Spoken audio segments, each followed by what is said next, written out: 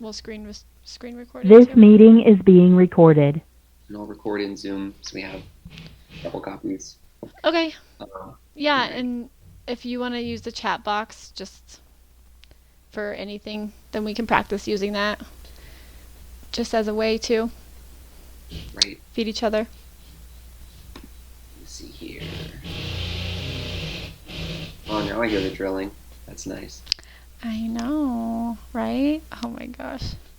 Um, Yeah, I've got the I'm chat not box voicing. up. So. I think that is when we're working from English to ASL, we have the luxury of being able to look away from the screen and, Yes. or from the speaker, and so that Yeah. works really well. I try to keep it like up. Let me see. If I can do that. And then, do we want to do? Is it 15 minutes? 15, 20. Yeah. Since Yeah, it's- 15. I think 15 would work well. Yeah. Or 14, whatever. Yeah. Wherever there's a natural break in there. Exactly. And what I can do is, on my side, we're small. We're just that little film strip. Yep. So what I can do is I can switch who's pinned, and I can drag them and make them big, depending on who's signing. And so that works. That's how you do it. I was trying to do that. I'm like, what did Tim say? You got a pin. Okay. Cool. Yeah, kind of pin. And What else was gonna say? you'd be able to do an add pin.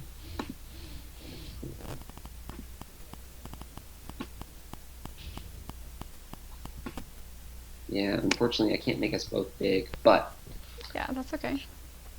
you want to go first or second? I don't care. I don't care. All right, I'll attempt going first, try and set up the foundation, but I'd like to talk to you about some like sign choices and what that looks like. So he's talking about addiction globally. Yep. And he's talking about thematically that the 12 steps is your path from, he uses some allegories like from darkness to light, from addiction to freedom. So that's kind of interesting. Addiction is kind of set up implicitly as the opposite of freedom. Yeah, because no, like addiction's not controlling your life anymore. Right, you're out of control. You did mention that. Yeah, because powerless and your life is unmanageable. yeah, step one. Yeah, so you're powerless because addiction is controlling your life. So when you're in addiction, it controls your life. When you do the 12 steps in the work, then you are free from that control. Okay. So I guess we could do like control now free or something like that.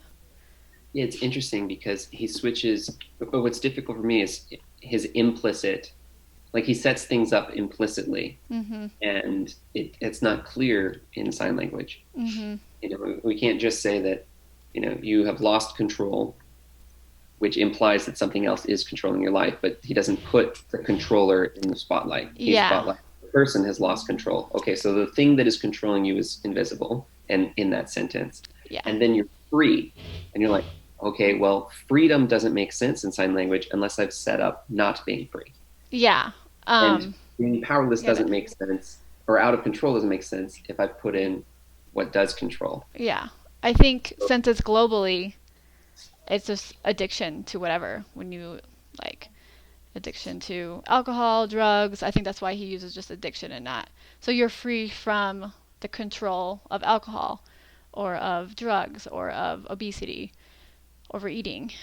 So what does that look like in sign language, though? But I was see, playing around with those I concepts. know. Addiction, right? And then you can bring that down, like you're stuck, you're mired in that addiction. It's strong. Boom. And then the 12 steps brings you to freedom. So you can go from this to freedom. Yep. And then I think that works. But what do you think? Yeah, or like addiction and then freedom. And then you could say, well, I don't know if that would be control. No. So addiction, control your life. Now free. I don't know. Okay. What do you think? So if we're setting up addiction as being what's controlling it, probably, and then you're free. I don't know. Yeah. I I like freedom going up. Yeah. You know what I mean? Yeah. And so Because you're like proud and yeah. yeah, and it's easy to, Mm-hmm. to present the positive in that way. And so I don't think that addiction should control down, Yeah. but it could control like this. Uh-huh. You Because it have the controls. Yeah. addiction controlling, and then we have to break away from that. And how Mm-hmm. do you do that? Get the 12 steps, Yeah. freedom, because it's Yeah. also That's what I dark used. to light, Mm-hmm. and it's another one. Like struggles to Yeah, solutions, solutions. challenges to He has that dichotomy, overcome. and Yeah. I like having the dichotomy set up, the left right, two things, Uh-huh. and then in between process how you achieve it is Mm-hmm. the 12 steps. Do you have a sign for the 12 steps? Steps. 12 steps. Yeah, because like they're listed, 1 through 12, like on a paper or sign or in the book. And he talks about the doctrine, the 12 Yes, steps I looked that up. That is one I looked up. What does it mean now? Hold on. program. Pro Well, it means a couple of things. belief.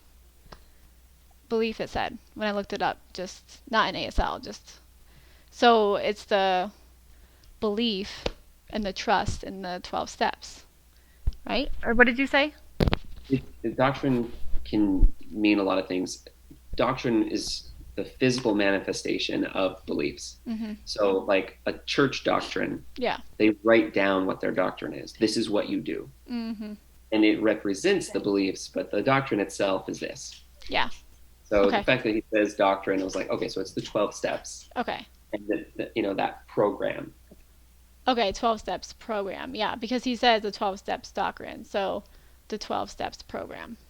Yeah, he's just Yep. making it concrete that this is Mm-hmm. what you do. And then he talks about there are additional like readings and texts or texts. Mm-hmm. Um, text. There are other readings that are attached to that. Yeah. That are involved. It's not just the 12 steps; Mhm. it's everything included. Mm-hmm. Like there's like I think there were he might have said beliefs also. It's Mhm. beliefs, it's writings, it's all these additional documents. Mm-hmm.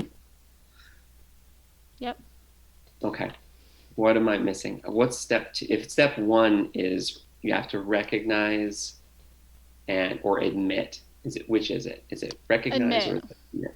Admit that you're powerless over alcohol, not that your life has become unmanageable. Number 2 is believing in a power of higher power.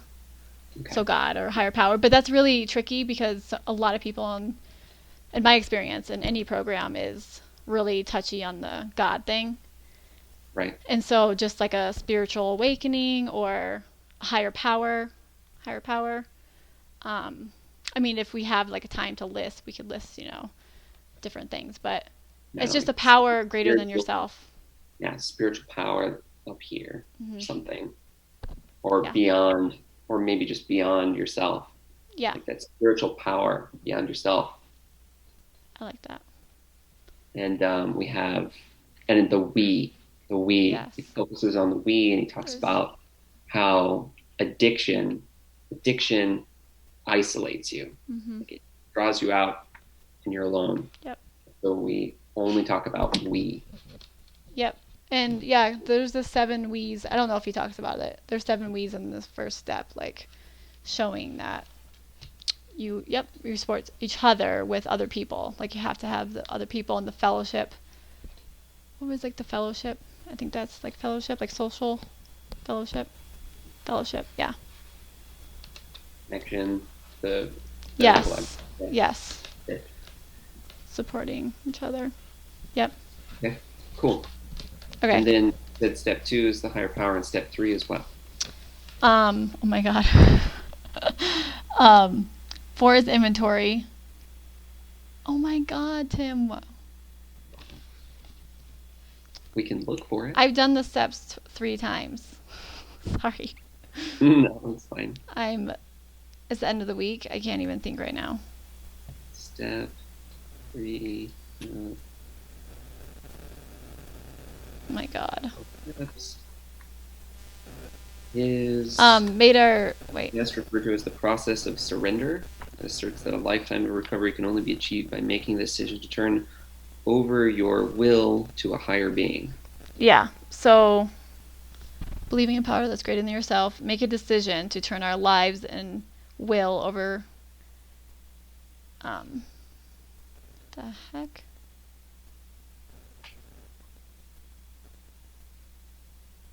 Be interesting to see how he distinguishes the two. Mm-hmm. Oh yeah, made it. Okay, here we go. Made a decision to turn our will and our life over to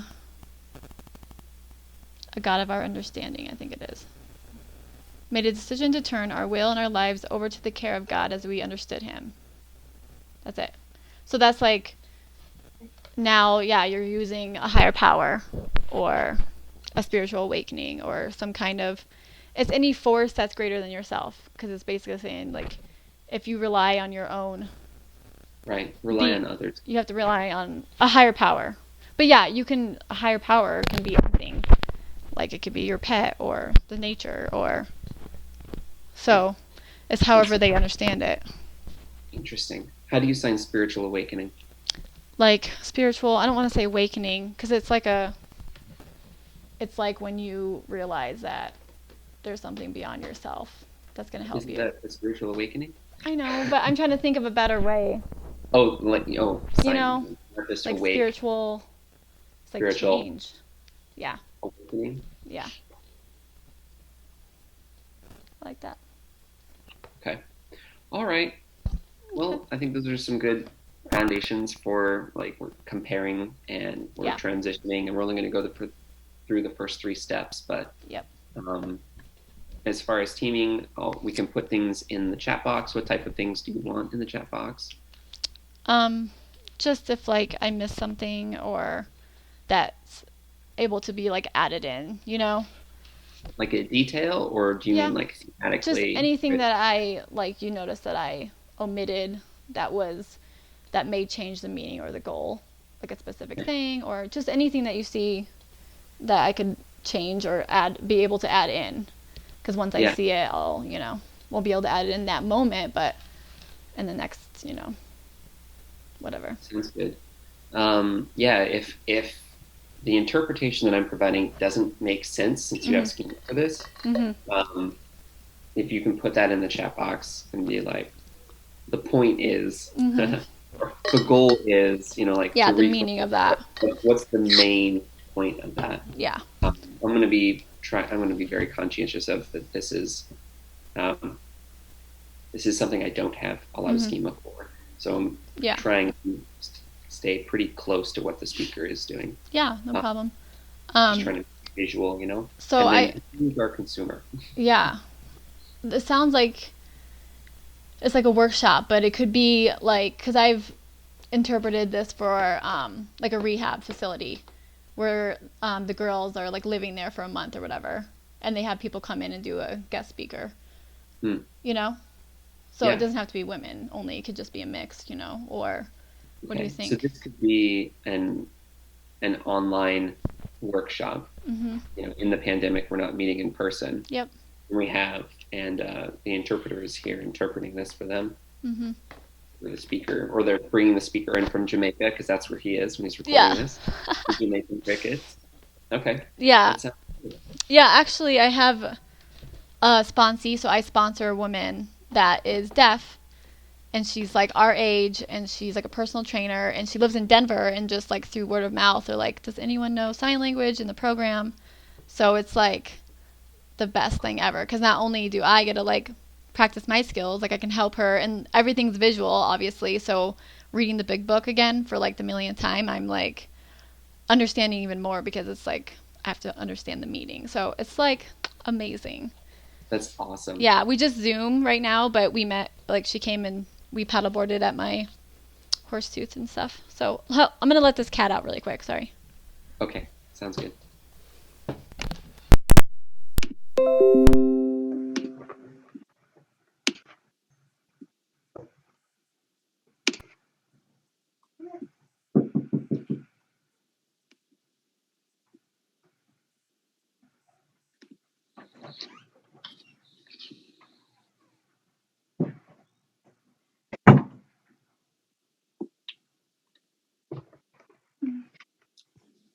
Okay, so I will... Okay, can you hear me?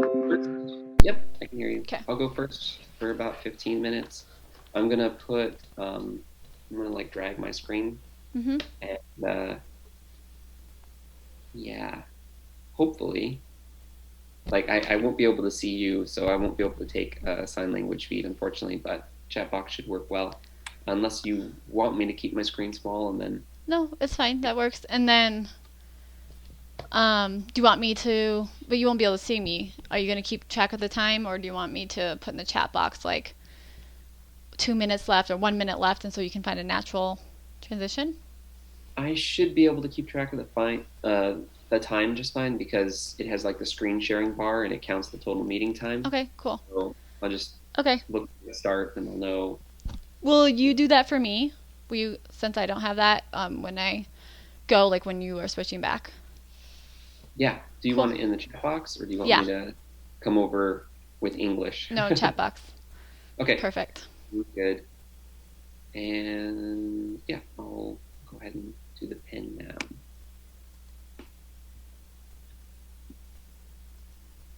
And I can mute, right? Sorry. Good evening. Yeah. Okay. And if you're watching this, you are part of the Recovery 2.0 membership community, or you're part of the Recovery 2.0 coaching program. It is December the 24th. It is 2018. And Merry Christmas and Happy Holidays to everyone.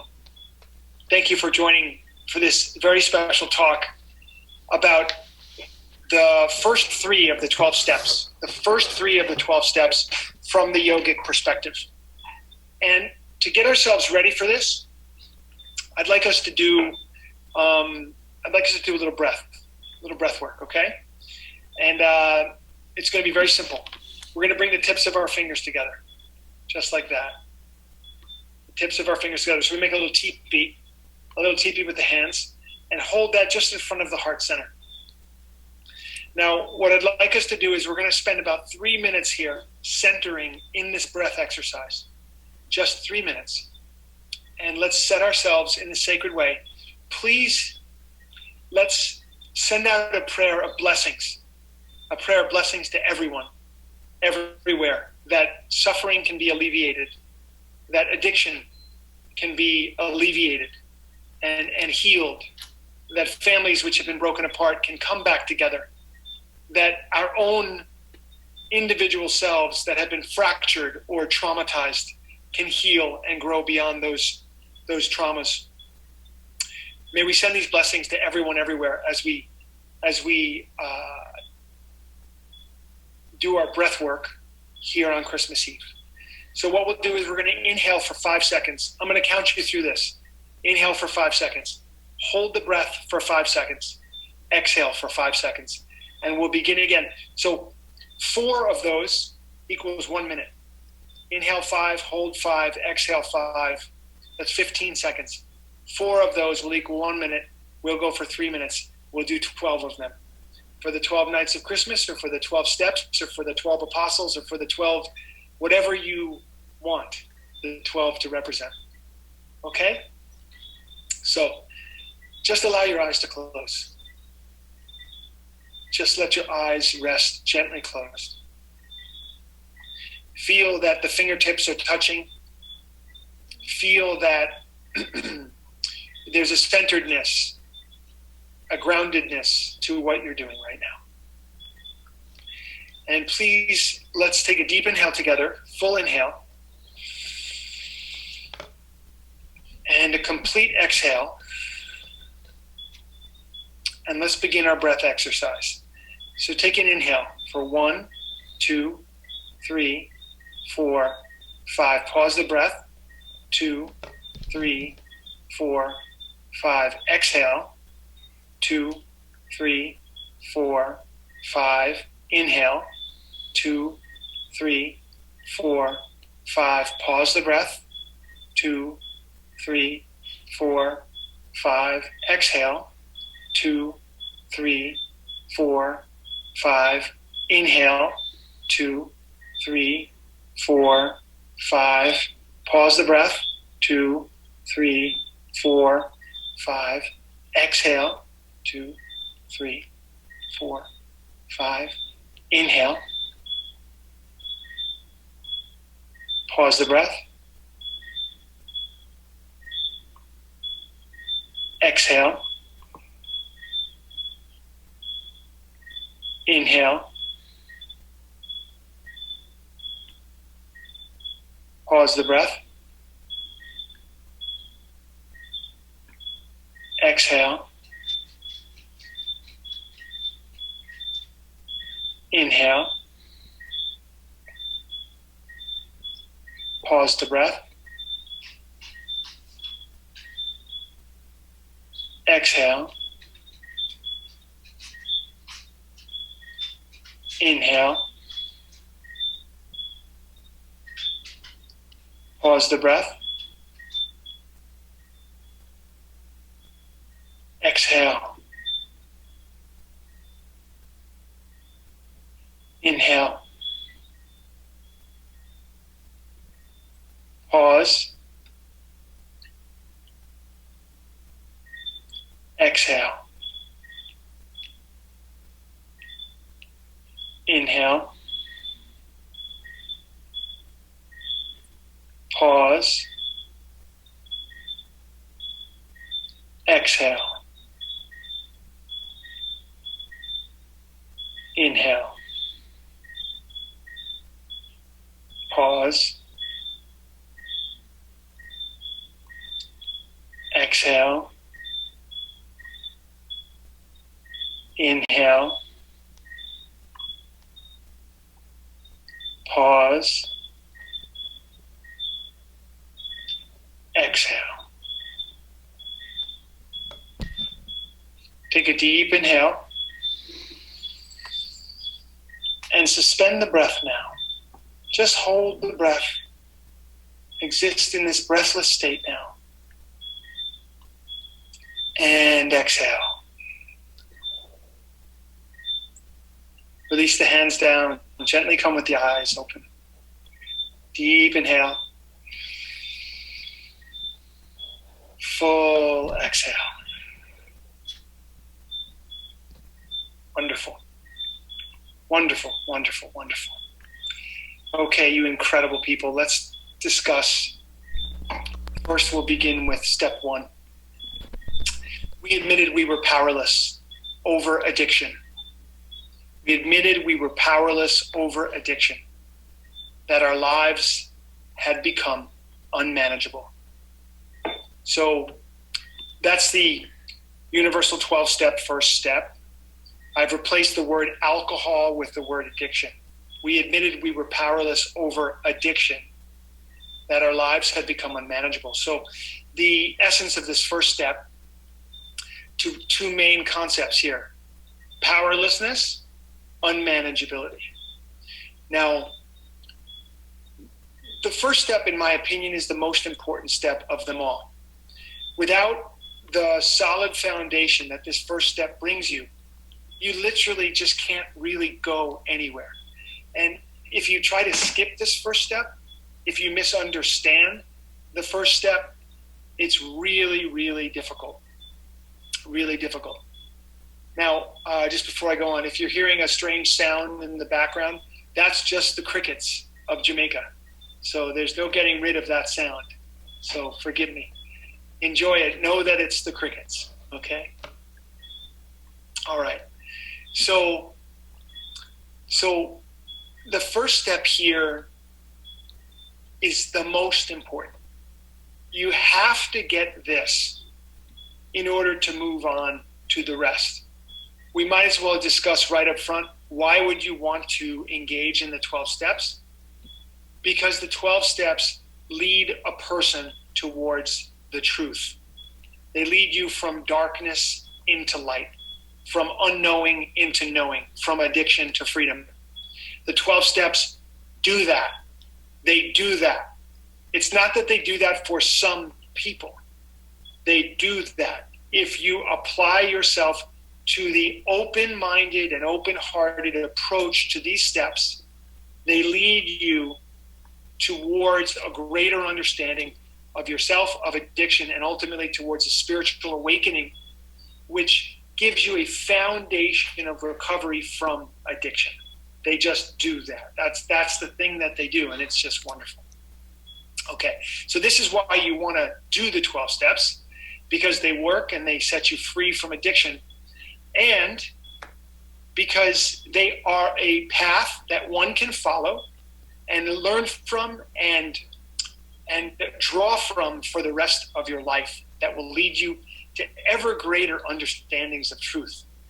It really, really is an incredible doctrine, the doctrine of the 12 steps. And what is the doctrine of the 12 steps? It's the actual 12 steps, the 12 steps themselves, and the text or the texts that are built around walking through the 12 steps. Your way of moving through the 12 steps is the program. That's the program of, for example, Alcoholics Anonymous, or the program of Narcotics Anonymous, or the program of Overeaters Anonymous, or the program of Al-Anon, or Codependents Anonymous, or Adult Children of Alcoholics, or any of the other hundreds of groups that now exist, which have adopted the 12 steps as their method of moving from an addicted or stuck place to a place of freedom. So this is why you want to do these steps, and this is why this first step is so critically important. If you don't get this, it's kind of like building a home without really putting in a foundation into the home. The home will not stand. Once you've built the whole thing without a solid foundation, the home will come crumbling down like a house of cards. So we must begin here. We must begin here, and we must grasp what the first step has to tell us. What does the first step have to tell us? Number one, the first step begins with a very, very important word, and that word is we.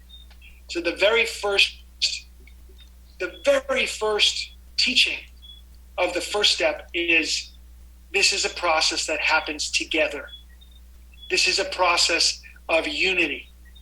This is a process of mutual care, of mutual support, that whatever we're going to do here, we do it. We do it together. And one of the reasons that's so important is because addiction is a disease of isolation.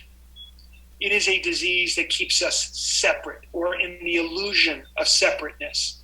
It keeps us alone. And so immediately, the first word of the first step is we, meaning we can no longer be alone. We can no longer be alone. So what we've done together is we admitted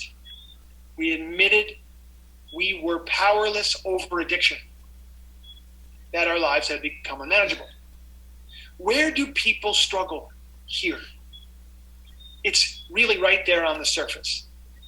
Very few people enjoy expressing their own powerlessness. Very few people like the idea that I might not have enough power unto myself to solve this problem. I'm in a predicament, and my predicament is such that I am powerless over this thing called addiction. Let's break it down. Okay, addiction.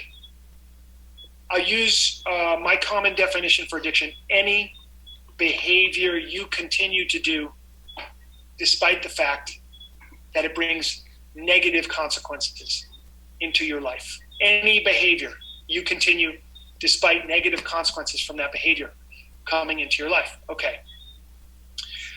We admitted we were powerless over a behavior that we've been involved in for however long, which now seems to dominate us on some level. Meaning, I might do this behavior even though I'm aware that it usually doesn't go well. I might continue to engage in this behavior even if it hurts or is self-harming in some way. I might continue to engage in this behavior so much that it enters that realm of addiction. I can no longer control my behavior around this substance or this behavior. We're now in the realm of addiction, and I'm entering the world of powerlessness. Here's the way I like to look at the concept of powerlessness, okay? I like to break the word up into power and less, and then I like to reverse it. So powerless becomes less power. So what if you were to admit to yourself, I have less power than what I feel is necessary. I have less power than what I feel is necessary to solve this problem. Somehow it smarts a little bit less. Somehow I'm a little more open to the idea of having less power than what is needed. Whereas that term powerlessness is a little confusing on some levels. It gives me pause. And the last thing you want to do here on first step is hesitate. You don't want to be in confusion. You don't want to be in doubt. You don't want to hesitate. The first step is a seriously clear statement. Let me tell you what, when it comes to alcohol, for me, I'm speaking about me now, you can use the words or the addictions that fit for you. For me, when it comes to alcohol, when it comes to drugs, when it comes to cigarettes, when it comes to gambling and relationships, when it comes to food, when it comes to technology, I seem to have less power than what is needed to solve that problem. Now, here's the thing that this is where people get so hung up. I want you to hear this. Really get this now. That's how I am. That state of powerlessness, of having less power, that's how I am before I recover. That's how I am before I recover. That's not how I am once I have recovered. And this point is so confusing and so misunderstood and so never spoken about. And yet it brings home so much clarity. I'm in a different state at different points of my recovery. I'm not always sick in addiction because, thanks to the 12 steps and other modalities of recovery, I get to recover. If you didn't get to recover, what would be the point here? So you must understand, you get to recover from alcoholism. You get to recover from food addiction. You get to recover from drug addiction and sex addiction and food, all of it. You get to recover from these things. But when you arrive at the beginning of these 12 steps, as you're approaching a particular kind of addiction, you have not yet recovered. You're working on it. And before we recover, we find I have less power than what is needed to solve this problem. So what do? We come humbly to the table and we reach out. First, we say to our innermost self, I don't have this. I cannot do this on my own. It's killing me. I don't want to live the way I've been living. I need another way to live. And you reach out to other people who are on a similar path of recovery. And you say to them, I need help. Can you guide me? And that's what happens within the fellowship of 12-step programs. It could be the Fellowship of Alcoholics Anonymous, the Fellowship of Narcotics Anonymous, or any of the other programs out there. But you reach out to someone and you say, I need help. I don't have enough power to solve this problem. And so that's the first part of the first step, so very important. The second part of the first step is, and we admitted we are powerless over addiction, that our lives have become unmanageable. Why are our lives unmanageable? Because we have had less power than what was necessary to solve this problem. How did we get less power? We became disconnected from the source of power. We became disconnected from our own heart, from our own spirit, from our own soul, from our breath, from our body, from our words, from our family, from our loved ones. We just became disconnected. All of our power lies in those things, and we gave it away. Naturally, we have repeated a self-harming behavior over and over and over again. We've created new neural pathways in the brain. We have changed our physiology because of addiction. Naturally, we have less power than what is needed to solve this problem. And guess what? Because of that, our lives have become unmanageable. What do we mean by unmanageable? It means that we have that feeling generally in life that we're swimming upstream. That's it. That counts for me for unmanageability. I mean, you might say, well, I've got bills piling up. Sure, financial struggles. My relationships, God, I'm just struggling in all my relationships. Absolutely. All the countless ways I feel behind all the time. I'm always stressed. I'm always behind. And I just can't handle my life. That's unmanageability. Now, when we admit it, we admit we have less power than what's needed. We admit it. We have less power than what's needed, and my life has become unmanageable as a result of this.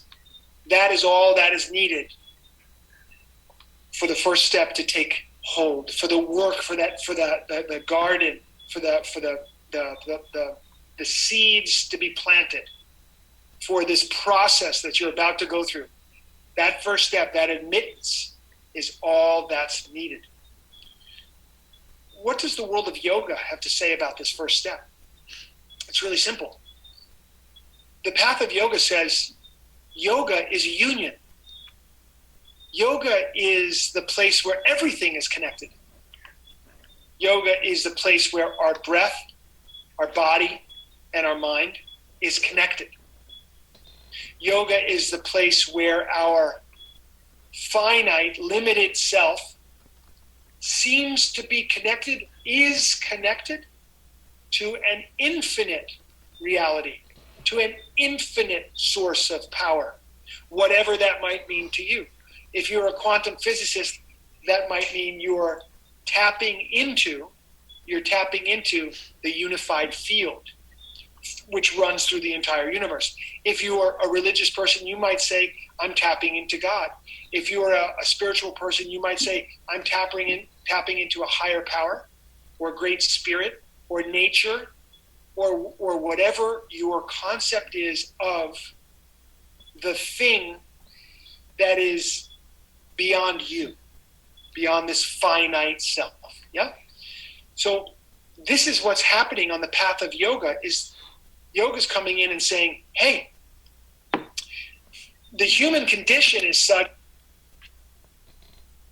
I'm gonna switch it over here.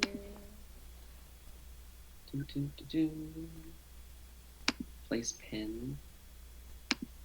Okay. Now my recording will have you. Are you good with taking it from there? Or do you want me to back it up a few seconds? Maybe just back it up a few seconds, because when he starts to talk about yoga again. So I don't know if this cord is going to come flying off.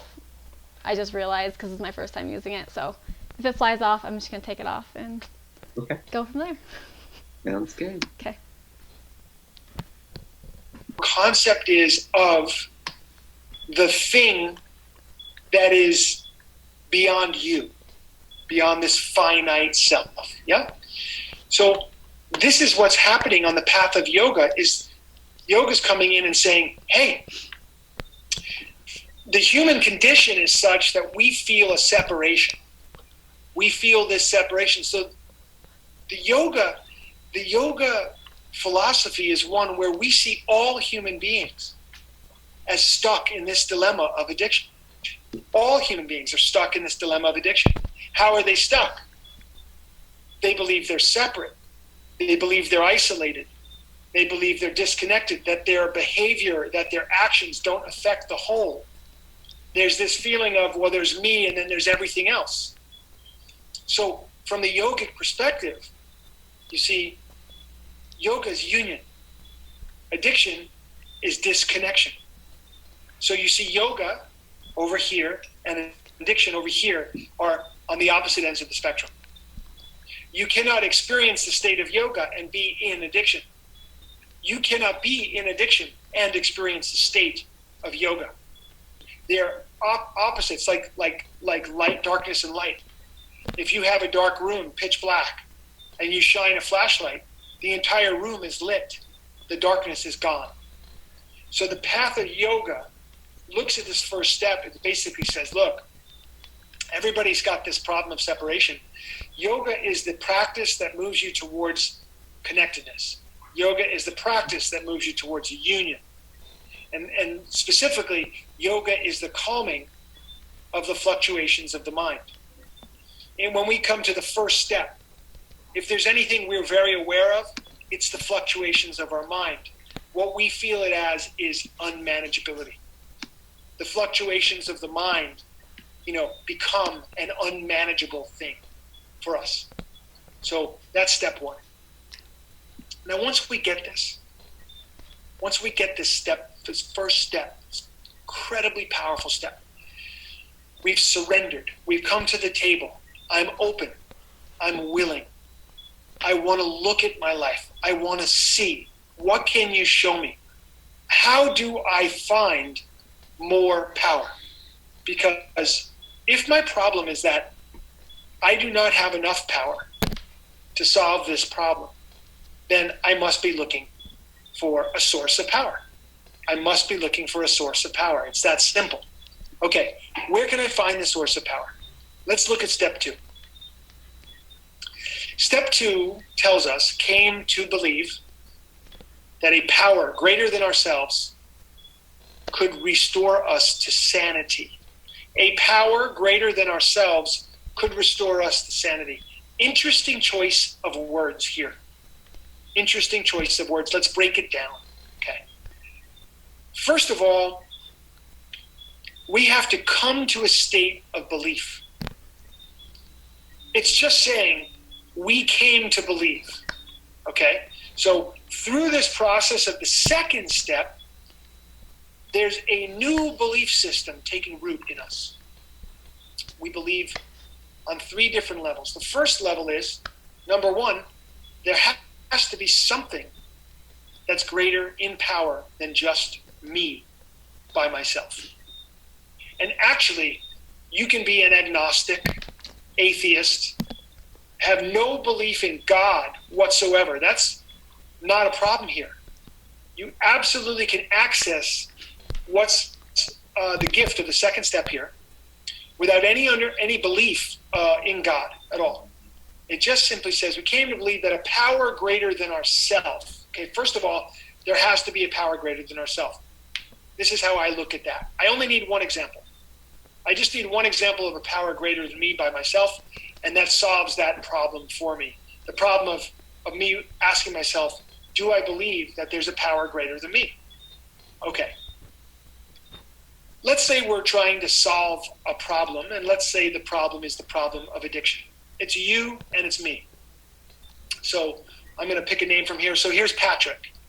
So Patrick and I are going to work collectively, the two of us. We're going to work on uplifting each other in our addiction. We're going to uplift each other to move beyond the challenges of addiction. We're going to become sober.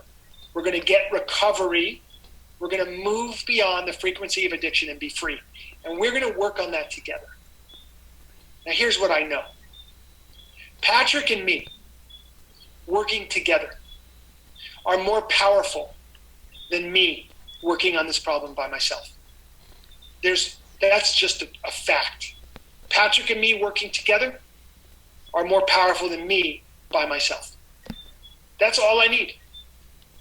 That's a power greater than myself. So whatever the energy is between me and Patrick, whatever that energy is as we're supporting each other along our path, that energy that takes place between us, call it the energy of connection, call it the energy of love, call it the energy of freedom.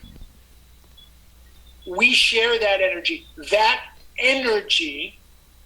energy is more powerful than me by myself. That's all I need. Okay, so I can come to believe that a power greater than myself, first of all, exists. Next, came to believe that a power greater than myself could restore me to sanity. Let's unpack it. Okay. I believe in a power greater than myself. I just proved it to me. I just have brought up one case where I know that me and another human being working together is more powerful than me alone. Okay, so there is a power greater than me. All right? But now I have to come to believe that this power is aware of me. That somehow this power is aware of me. How could this be? Well, I think of it like this. I exist in this universe. I'm a part of it. I'm not separate from it. It's not like here's Tommy and then out there is the whole rest of the universe. The universe is threaded through me, just as it's threaded through you. You are a part of everything that is. If you took everything, would you be a part of everything? Of course you would be. Well, so now what we're saying is that there's an intelligence, some kind of knowing that this thing, this universe, is somehow aware of my existence. And what I would ask you is, how could it be any other way? The way I would look at, the way I would explain it to you is this. My little pinky nail, okay? I don't think about my pinky nail every day. I'm not consciously thinking, my pinky nail, I wonder how my pinky nail is doing. But if I touch it, it's there, I feel it. If I draw my attention to it, I'm aware of it. It's kind of like me in the universe. The universe is just aware of everything. It's just there's this constant awareness throughout the entire universe, a consciousness that exists, which is aware of absolutely everything, all the time, through time, beyond time. That this consciousness is what I think many people refer to as God. And if you're an atheist or an agnostic, all you would have to say is, physically speaking, there is this thing called the unified field that quantum physicists have actually proven. So again, it's not a religious matter. It's just a spiritual matter. Spiritual in the sense that you can't see it. So we're discussing concepts that are beyond the physical. So when we talk about consciousness, that's a spiritual matter. So in the second step, I have to come to believe, number one, that there's something greater than me. Number two, I have to believe that this something that's greater than me is actually aware of me. Okay? Now here's the second thing. Not only is it aware of me, must it be aware of me, but it would somehow want to or would be willing to restore me to sanity. Not only is it aware of me, not only am I in its field, but it wants to restore me to sanity. Why would that be? Why would that be? Because the movement in all things is toward health, is toward well-being. The directive is health, well-being, function, fulfillment, right? That's what's happening here. This thing recognizes, just like I would recognize if I slammed my pinky in a car door, I would want that pinky to heal. I would want it to be better. Why? Because the system wants to run with all of its parts healthy. And what does the word sanity mean? It simply means health, movement toward health. So that's the breakdown of step 2, is I'm going to start anew, enter anew, adopt a new, embrace a new belief system. And in this belief system, there's something greater than me. It's aware of me, and it's interested in my well-being. It's interested in my well-being. what does the path of yoga have to say about the second step? When we start talking about higher power, everything in yoga, the physical practice of yoga, the breath practices of yoga, the ethical practices of yoga, the meditational practices of yoga, all of yoga is geared toward the individual becoming more personally powerful in the context of the universe at large. That we're moving towards a greater and greater, we're unlocking our own power through the process of yoga. Ultimately, we become one with everything that is. That's that wholeness, that union. Ultimately, we're moving in that direction. As we move in that direction, what's taking place? We are coming to believe. We're coming to believe that a power greater than ourselves could restore us to sanity, because as we go through our yogic practices, we are restored to physical, mental, and spiritual balance and health. That's what's taking place on that yogic pathway, which dovetails so beautifully with the second step. Okay, third step. What's happening here? Made a decision. Third step.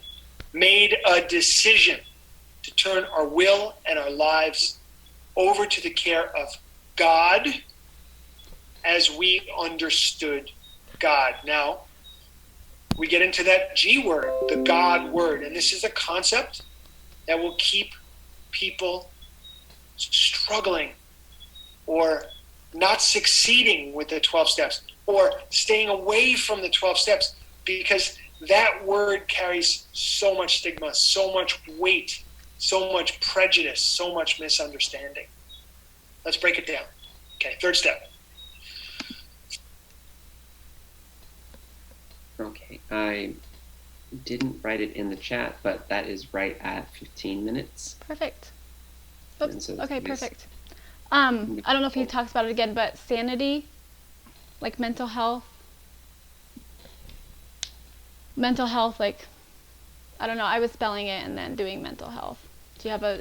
And then his expansion was sanity. Then what it means is Physical, mental. you're pursuing balance, right? Mm-hmm. And function. Mm-hmm. Yeah, it's the goal. That sanity is pursuing that. Yeah. Okay. Thanks. Okay. And now we're in step 3. Perfect. Okay, I'll switch this to a different pen.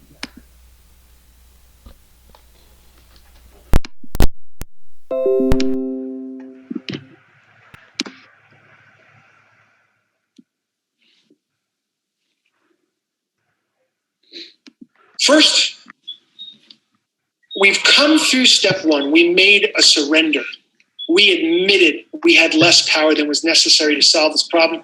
We admitted that our lives had become unmanageable as a result of that. We entered a path towards a belief system where we knew there was power to be had, which was beyond us, that we could tap into something that not only was aware of us, but also had our well-being in mind. And now, knowing this and adopting this belief system and feeling it, we make a decision. Now, what does it mean to make a decision? The word decision can be broken down to its root, which is the word decise. Decise means to cut away, to cut away. So when you make a decision, and this is part of the reason why decisions are so difficult to make, you have to give something up. You have to cut something away. You're going to get something else. You make a decision and you cut something away. What's being cut away? Interesting. What's being cut away here? Made a decision to turn our will and our life over to the care of God as we understood God.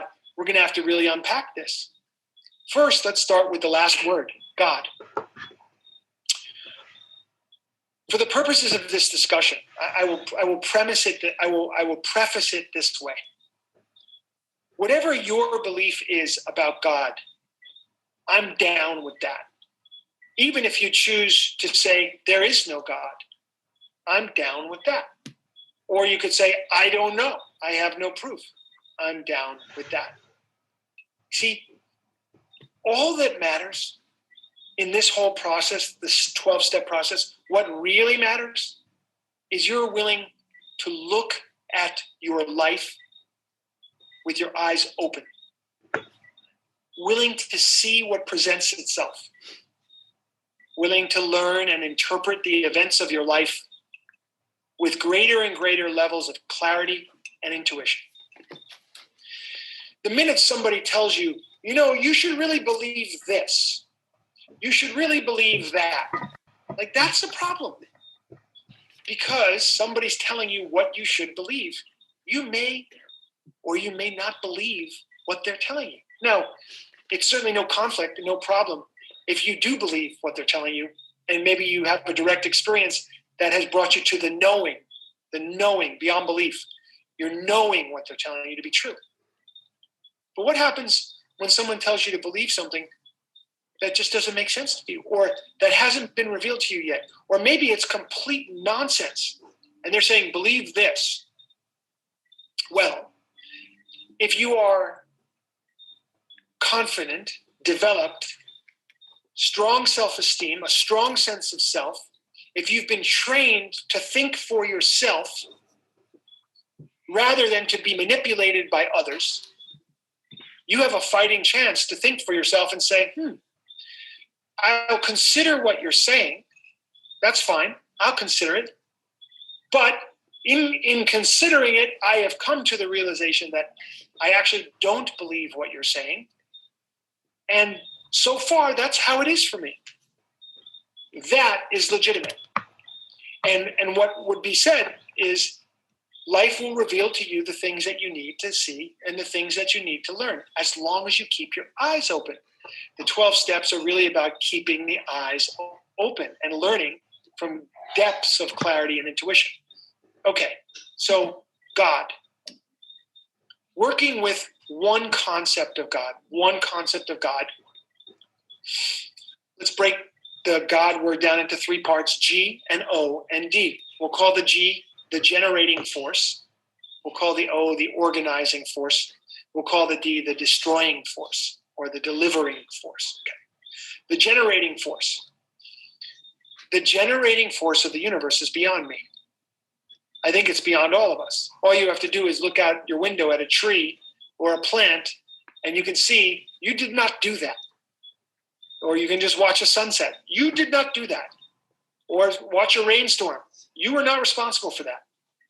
Or see the unfolding of the events of 7+ billion people on the planet Earth, or the seemingly infinite number of stars and galaxies in the sky, and you can say to yourself, something generated all this. Some force of generation. And it wasn't me. Good enough. Let's move on to the O, the organizing force. You know what I think of? I'll go on a hike in the woods and I'll pick up a leaf and I'll look at the leaf and the veins in the leaf, and I'll look at the beauty of it, and maybe there's a flower and the color of the flower and the way that it's all organized, the design of it, the architecture of it, it's just beyond me. The way the rain falls and maybe drops into a river, and the river flows and it flows down to an ocean, and there's an evaporating of some of the water off of the ocean, and that becomes rain again over land, and it falls, and so on and so forth. The cycle of water or the cycle of life. There's an organization to these things. I did not organize these things. I go to Yosemite National Park. I look at the architecture of those rocks. I look at the way nature is existing, and everything seems to have a place in nature. If you really sit still long enough, you'll see everything has a purpose. Everything serves everything else. There's nothing that's out of place in nature. And it's kind of like, wow, something organized all this. And it was not me. That's all I need to know. Let's move on to the D. You had the delivering force, destructive force. On that same walk through the woods, I just look down and I see pine needles. I see deciduous trees having dropped their leaves. I see fungus and all kinds of decay and death on the forest floor.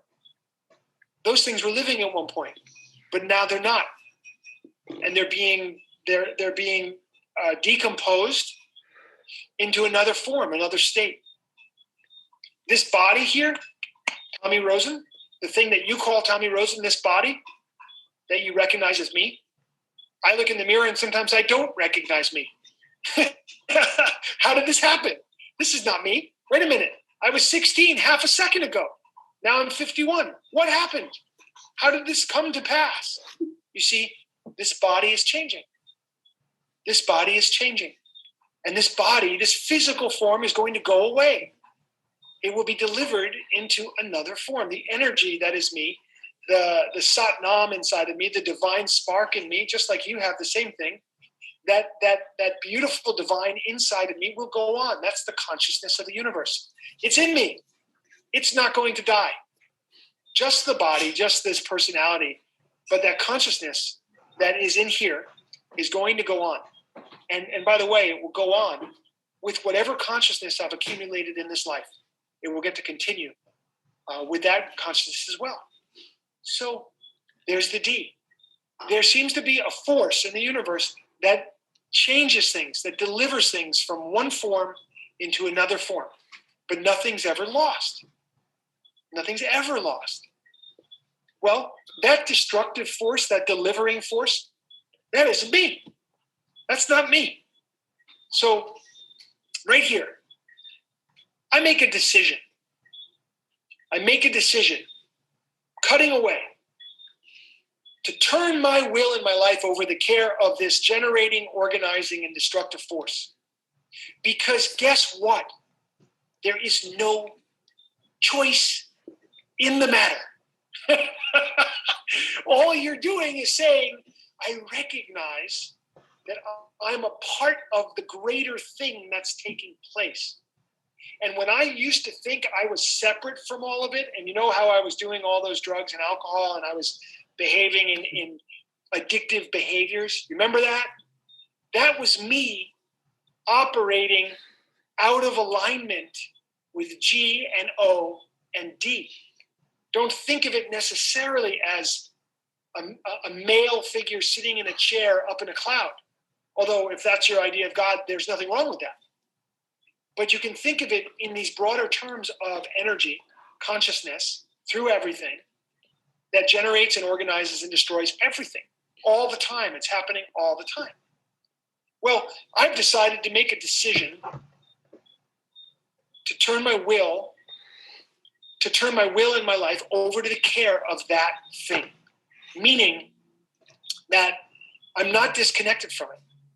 I'm aware that I'm connected to it. And now my work in the world is to live in such a way that I'm picking up the signs of the communication, of the subtle communication of consciousness that's going through me and through everything else. That I'm now dedicated to hearing and seeing what's going on with more clarity and more intuition. That when the signs take place in my life, I'm going to pay attention. See, because I've made a decision. What did I cut away? What did I cut away? I cut away my ignorance. I cut away my misunderstanding. I cut away my misperception. I cut away my confusion, and I'm now just stepping into the reality of what actually is anyway, that I was not aware of before, that I was disconnected from before, that I could not even perceive before.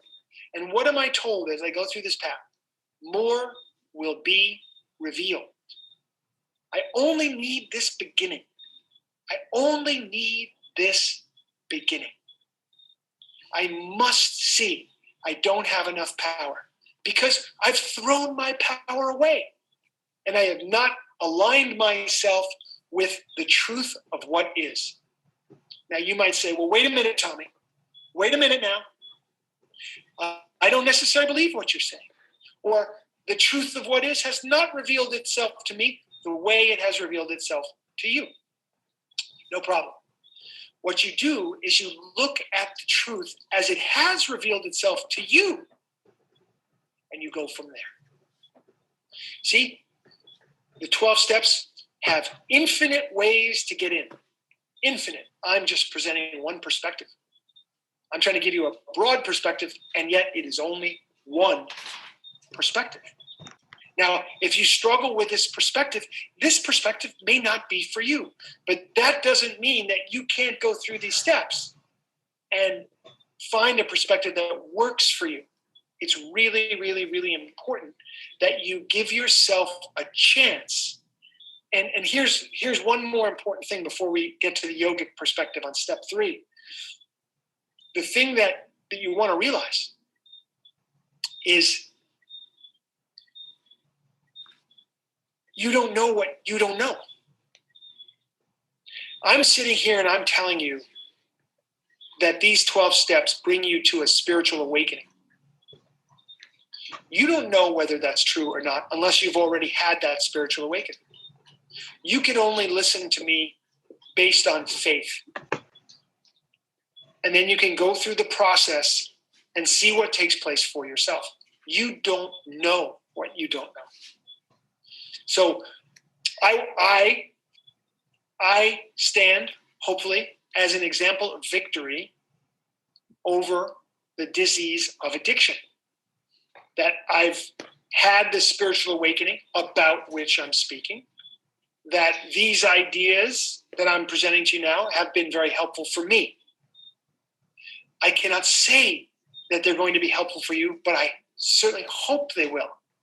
And I hope that you will believe me when I say this is worth exploring and developing your own direct experience. And those two words, direct experience, are the key here. Let me explain. Okay. On the path of yoga, see, I can't see you, unfortunately, for the recording. But did you say it was about time? Yeah. Okay. Yep. The Okay. switch. What is Sounds- it? Direct experience. Yeah, he's talking about the direct experience, and he's about to break it down. Yeah. Direct and experience. Okay, cool. Thanks.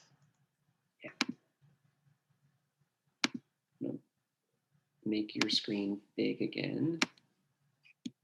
And move it down to the bottom so it doesn't cover up his face, because that just looks strange. Okay, I'm ready if you are. Yep. Okay, here we go. on the path of yoga, they tell you this. Believe nothing. Put everything to the test. What test? The test of your awareness, the test of your direct experience. Have you had this experience? Okay, no. But maybe you've had the experience, hopefully, I'm calling myself out, right? I'm putting myself forth, but it's the same as my teachers were for me. The same for me. I'll use Guru Prem as an example, okay? My teacher. So Guru Prem, for me, he was an example of victory. What was he a victory over? Well, he's a victory over pride, anger, lust, most attachments. What else? Greed. Like I'm telling you, he stands for me as an example of victory. Now, he does certain things in his life that I don't do. I do a lot of the things that he does do, but I don't do everything that he does. Why not? Because not all of it makes sense to me. Not all of it makes sense to me. I don't blindly do something if it doesn't make sense to me. And he told me not to do that. He said, you have to have your own experience with this. He's a Sikh man. He's a religious Sikh. I once said to him, Guru Prem, I don't think I'm a Sikh in this life. And he said, oh, thank God. Thank God. and I was like, he is an example of victory. You need an example of victory. I could be that for you, maybe, or maybe not. Someone else can be that for you. A teacher could be that for you of any kind. A nutritionist could be that for you. A yoga teacher, a meditation teacher could be that for you. You need to know that you can go from where you are to where you want to be. You need to know that you can go from addiction to freedom. You need to know it's true, that it's possible. And I or someone in your life can stand as an example of victory. And so while you don't know yet, you at least have enough faith. You feel that it's possible, that you'll put in the work and you'll observe your life and you'll learn and you'll grow and you'll set yourself free with the aid of the generating, organizing, and delivering force of the universe, whatever that means to you. So you got to understand, no one can tell you what to believe. You must question everything. So you must do it, but don't blow things off. That's not the yogic way. The yogic way is scientific. Okay, let's explore. Let's explore. Do the 12 steps work?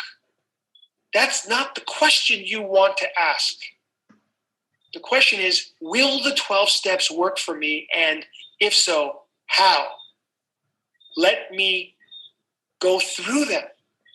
Let me try them, and I will see for myself. Now, in order for me to have the best chance at success, I want to get with a great teacher. I want to get with someone who really understands it. I'm going to put in my energy. I'm going to read and write and do the assignments that I'm being asked to do so that I can bring about the promised transformation of this process. And then, after you go through the process, as a yogi, you will see, this has been my experience. This is what I've learned. And so you see, we must have examples of victory, and then we must have the willingness to take advice so that we can have our own experience and see if this can be helpful for us. I think where many of us get into trouble is we see the word God and we're like, I'm going to use a profane word here. We're like, fuck that. Okay. Not going there. I've seen that word in my life, hasn't served me, too much pain, too much confusion. That path is obviously not for me. That's not very yogic. The yogi is curious. The yogi is always curious. I would like to find out for myself if there's something there for me. So if you're listening to this, then the chances are that you have either been through the 12 steps, or you're in the middle of the 12 steps, or you're at the very least curious about what it could bring to you. I'm hoping that tonight's presentation, which has just been 1 and 2 and 3, has been helpful for you from a couple of perspectives. Number one, I'm hoping that it's inspirational, meaning it's going to compel you to revisit and to work on your own direct experience with these steps. Number one. Number two, I'm hoping that you understand that there are many different ways to look at the 12 steps. There's not one way. And I'm betting that with a little bit of open-mindedness and open-heartedness and willingness, you're going to find a way that works for you. Number three, I'm hoping you see how yoga and the 12 steps fit together really beautifully. They really, really support each other. That yogic perspective on step 3 is pretty simple. You can be moving toward yoga, or you can be moving towards karma. You can move toward yoga. That move, by the way, is dharma. You can be moving in the right direction. Dharma. You're on purpose. You're on point in your life. So you're either moving towards dharma or you're moving towards karma. Step 3 is simply saying this. Move. I have now made a decision to stop making actions that create more karma in my life. Instead, I'm moving along my dharmic path, which leads to freedom and the resolution of past karma. With that, I will call it an evening. Merry Christmas. Merry Christmas to you all. I hope you guys have a blessed night tonight. Rest up. We've got, what's coming up? We've got an incredible, if you're in the coaching program, Wednesday night, we've got a big session coming up about spiritual awareness and other matters coming up here. So I know you're going to love it. And I hope you guys have a wonderful vacation this week and you're able to rest and be with family. I hope your family don't drive you crazy. If they do drive you crazy, I hope you take care of yourself and do the things you need to do to be free. Sending you so much love. Let's recite the Recovery 2.0 prayer together. Universe, put me in the places you want me to be, with the people you want me to be with, doing the things you want me to do. Thank you for the joys and challenges of my life. Amen. Sat Nam. Stay tuned. We've got more. We have 2 more sessions on the 12 steps coming up in the next few weeks. So look for those. We did 1 through 3 today. We're going to do 4 through 9 next. So look for that. There'll be some announcements. Love you guys so much. Sat Nam.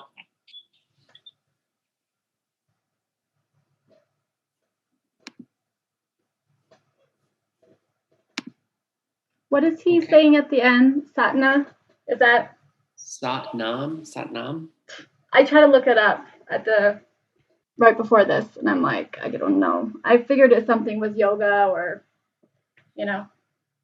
Yeah, I think so. I think it's in the description of the video. Ah, Let me see if I can find it. Steps.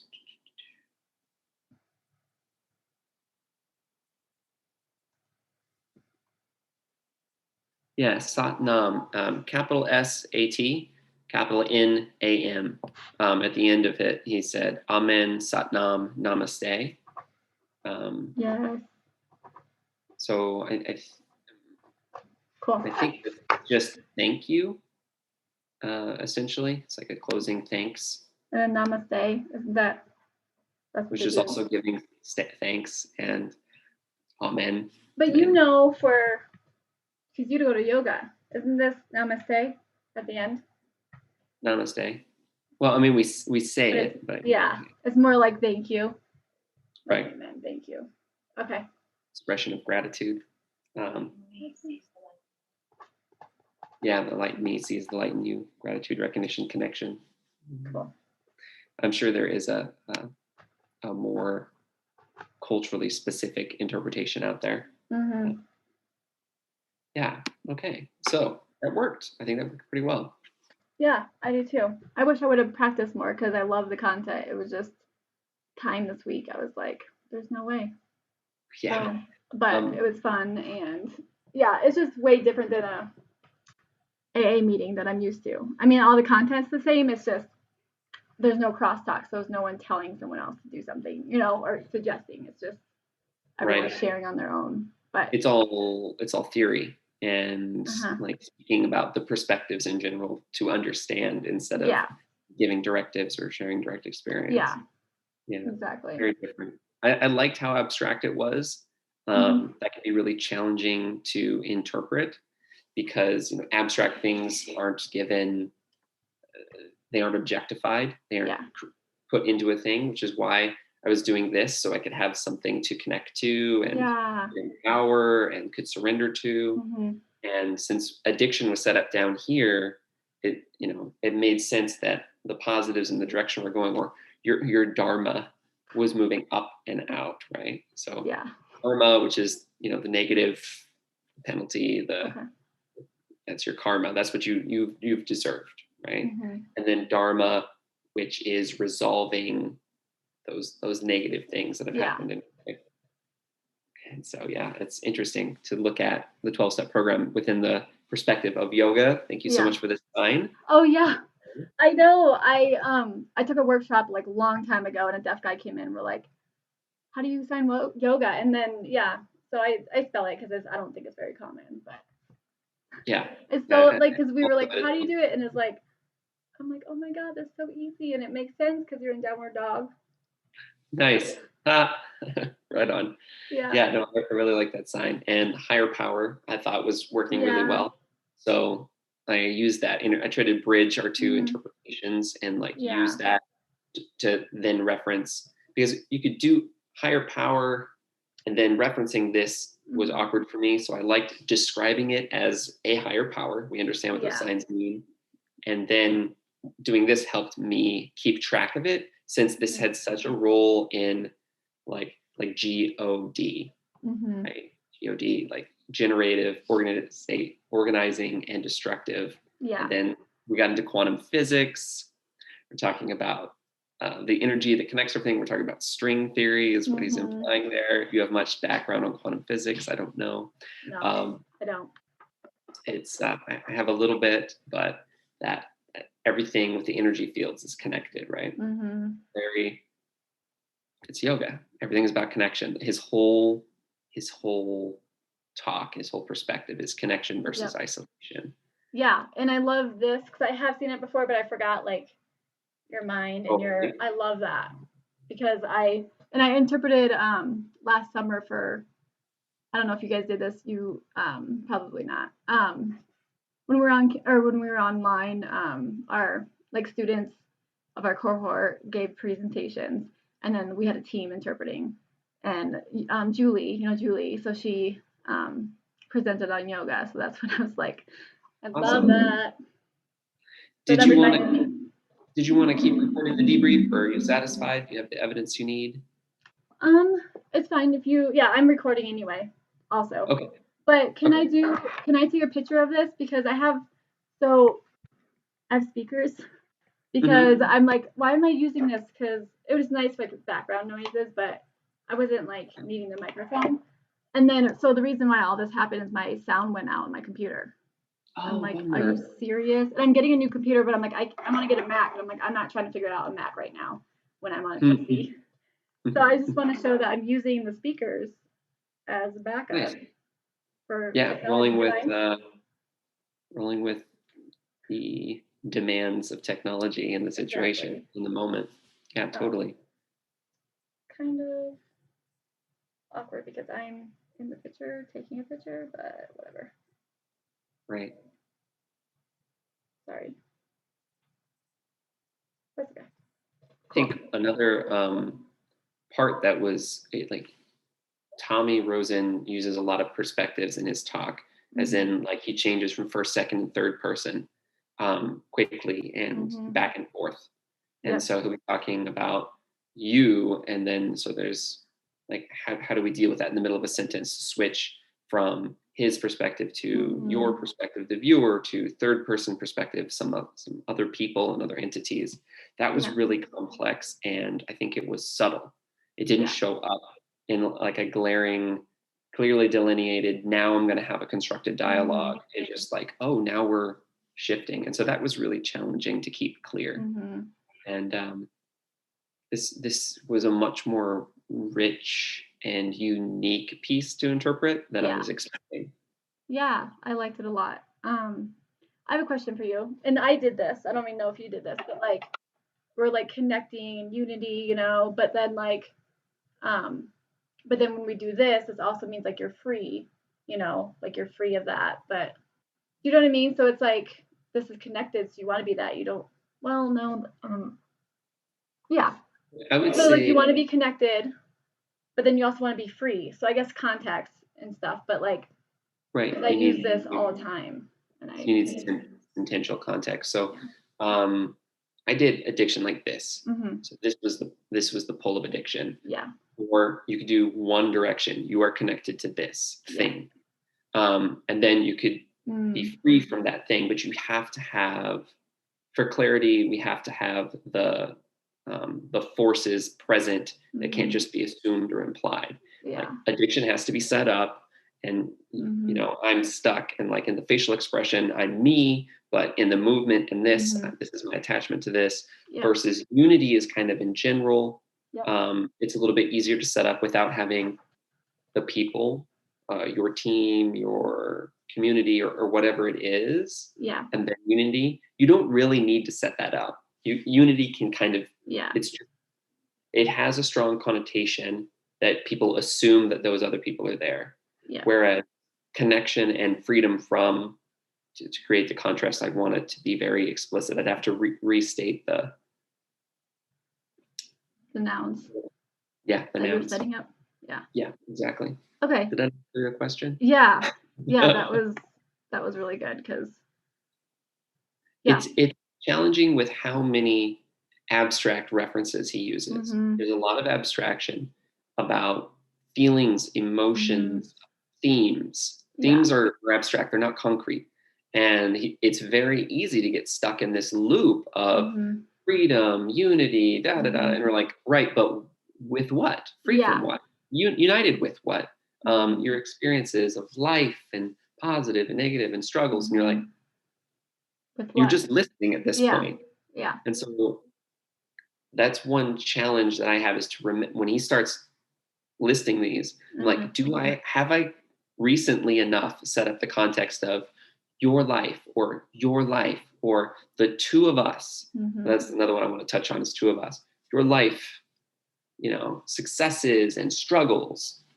Boom. That's just enough context to like anchor the signs and not just be a list of positive adjectives. Exactly.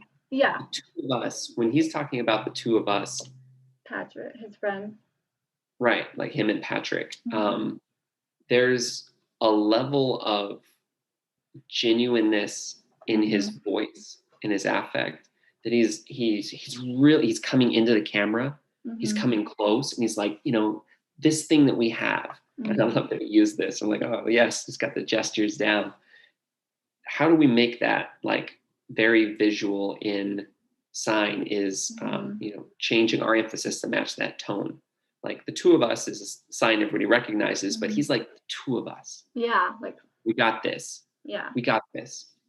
This like he comes into the camera, and I want to come into the camera. Yeah. And so that's another thing is like he emotes a lot, but after a few minutes, I kind of started to get the bearings for like, okay, when is he like truly emphasizing something? Yeah. And when is he, what's his baseline for his normal level of emphasis? And when is he like really giving it? Because at first I wasn't sure. And I was like, oh, I'm just going to emphasize everything. Cause he's like, he's very demonstrative, you know, just real demonstrative. And he's got that genuineness in his voice. So it took me a while to adapt to this is him emphasizing. Yeah. So, yeah. I love that. I have a question right at the end when he's like, whatever, like the place where you need to be, and then with the people you need to be. I'm like, the higher power. The higher power. The higher power wants you to be. The higher power is in command. Yeah. Like you are surrendering to, you know, this connection.